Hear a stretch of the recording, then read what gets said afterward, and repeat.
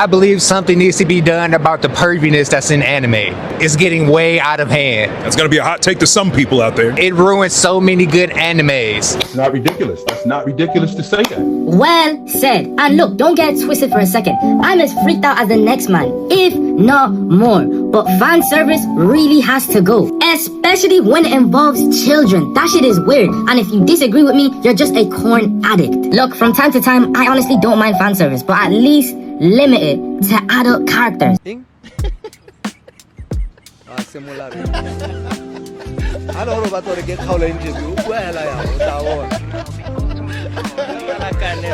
Then why are you watching Chainsaw Man if you do not want fan service?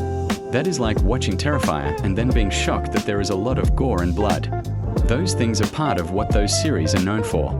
If you do not enjoy fan service, there are plenty of anime that avoid it, like Studio Ghibli films and other story-focused series.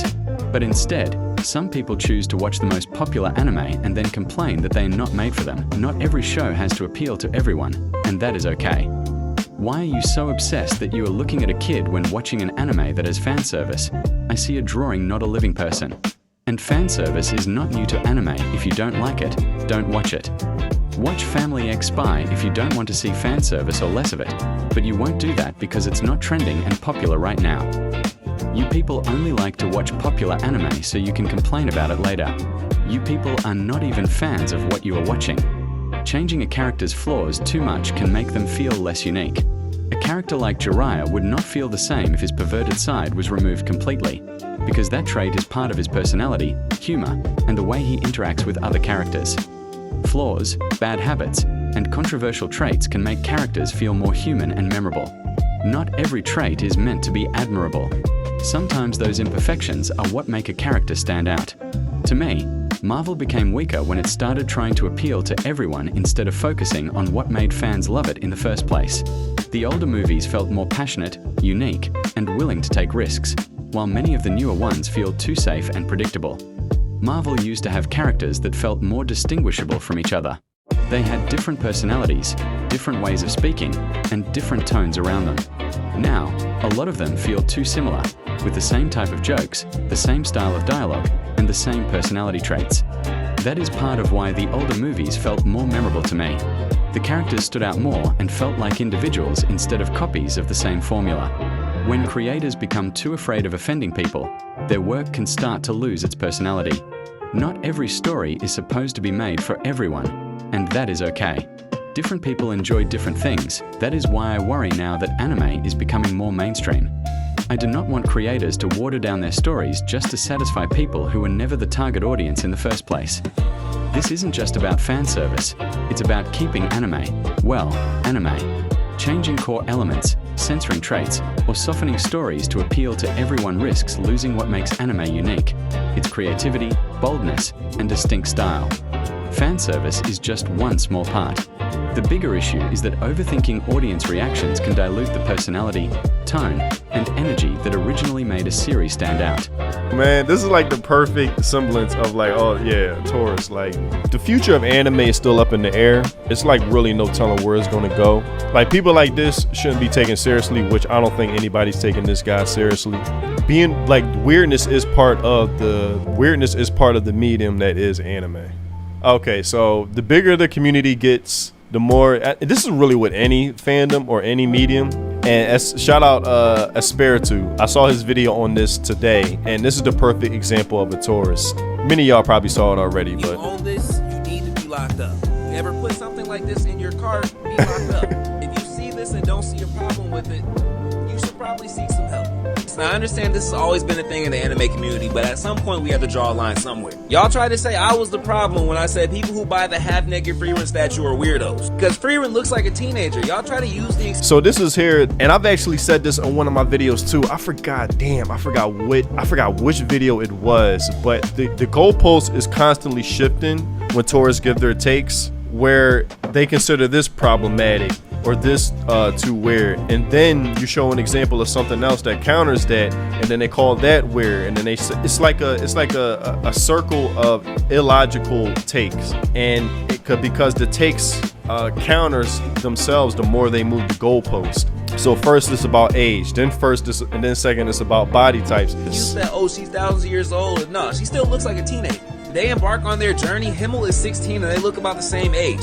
Since she is literally hundreds of years old, I shut up about it. But Nezuko? Come on now, this is weird. I don't care what you say, you keep your excuses. Man, Nezuko looking right here. Yeah, I remember that episode during the Entertainment District. And this is before I was fully like aware of like this new wave of like fans coming into anime. Because remember I told y'all like I was like ignorant to anime was something I enjoyed on my own time. It's not really something I went to the internet for as far as like who's talking about this or that. But this was probably like the third instance where I realized, yo, where are these fans coming from that get upset about just normal shit in anime? Like, who are these guys? Like, who are these people? First, it was the Sailor Moon, where I called her waifu in the waifu tier list. Then it was the Mushoku Tensei. Well, no, Mushoku Tensei was after this. I remember that episode where Nezuko became a full-fledged demon. I was like, damn, Nezuko looking right. And I remember calling my friend or texting my friend because this is when the episode was just airing that night. And I was like, yo, did you see the latest episode? I was like, yo, Nezuko looking right. And we were like laughing with each other because, you know, that's what we do when the Attack on Titan season was airing every Sunday. I was like, yo, did you watch the latest episode? God damn, Aaron is a beast out here, literally.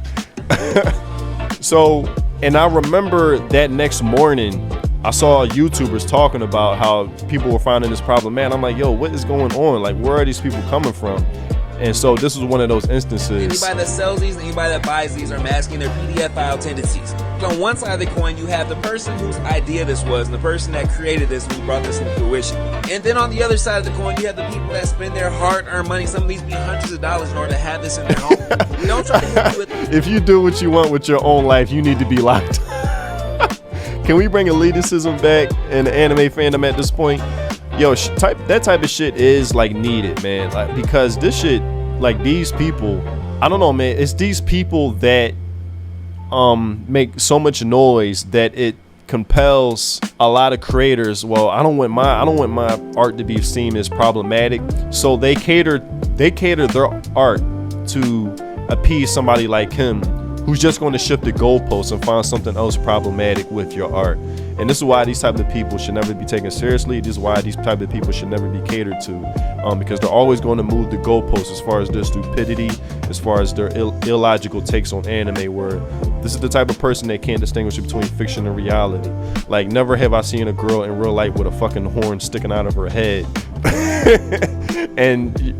and so, like, if a figurine is bought with Nezuko looking right here, all of a sudden they should go to fucking jail. Like, when you see the amount of people that are like, yo, this motherfucker is stupid, that's the light at the end of the tunnel. I'm like, okay, there's more sane people out here than there are stupid people out here. So yeah. Oh, that's Awakened Nezuko. She's older. She's not. Nah, seriously, it's weird. Y'all know it is. Personally, think this one. I don't know what it is, yo. I think it's due to anime being popular. This type of thing makes me realize how much the anime community has changed in the last couple of years. Joining spaces you think are creepy, disgusting is really the new meta for normies. I even think it goes beyond that. I think anime is so popular that it gives a lot of people FOMO that don't have a natural interest in anime, and they try to force it to be something they're not naturally into because they don't want to miss out on what everybody else is enjoying. They want to problematize it so much that it fits their taste so they can feel comfortable being a fan of something that everybody else is a fan of. It's sort of it's FOMO and forcing themselves to be a fan of something they're not naturally into. Yes, I approve. Yeah, shout out Nezuko, man. Shout out Nezuko. So I think that's what it is. It's FOMO. You don't want to miss out on what everybody else is a fan of. You see the conversations on social media. Yo, did you see the latest episode of this? Yo, that scene, did you get this reference? And they don't have a natural interest in this medium, but they don't want to miss out on the conversation because maybe due to insecurity or whatever, or just, you know, being lonely. They try to force something they're not naturally into to fit their taste. And that's how you get people like this. Even has a problem with free rent. Yeah, I'm telling y'all, nothing is good enough. Somebody will always have a problem with it. They'll just keep shipping the goalposts. And that's what it is, man. Yo, what's up, Nappy? What's going on? FOMO is definitely the best. Yeah, Donald. Yeah, I really think that's a huge part of it. FOMO. It's weird is what people say when they can't accept things can exist that you don't like. Right. Like, yo, nobody is forcing you to be a fan of this. Like, nobody's putting a gun to your head saying you have to enjoy this. Like, you can enjoy something else, man. Funny how all of this shit that was considered niche back in the day, you know, Dungeons and Dragons, what's the other one? Gathering, what's the card game Gathering? All of these fandoms and realms of entertainment, nobody like was asking for anybody. Nobody was like sending out invitations. Come and join our fandom. Like, if you were a fan of it, you just showed up. And what's happening now is that people are like obsessed with trying to be a fan of something they're not naturally into. Nobody is forcing you to like anime. You don't have to watch it. You can go somewhere else, man. These guys used to bully us for liking anime, and now they're in our own spaces and calling us weird. This is why gatekeeping is important. Yeah, man. Magic the Gathering. That's what I'm thinking about. Magic the Gathering. Yeah. That's what I'm thinking about. So again, man, like nobody. I don't know what the obsession is with people who aren't naturally into something and then constantly complain about it because it's not fitting their natural taste or what they might be into. Like, you can always go somewhere else. I think a lot of it is FOMO. They see what's popular and they don't want to miss out. I think that's a lot of it. If you can't differentiate between fiction and reality, it's not us who are weird, it's you. I will never change. Never, ever.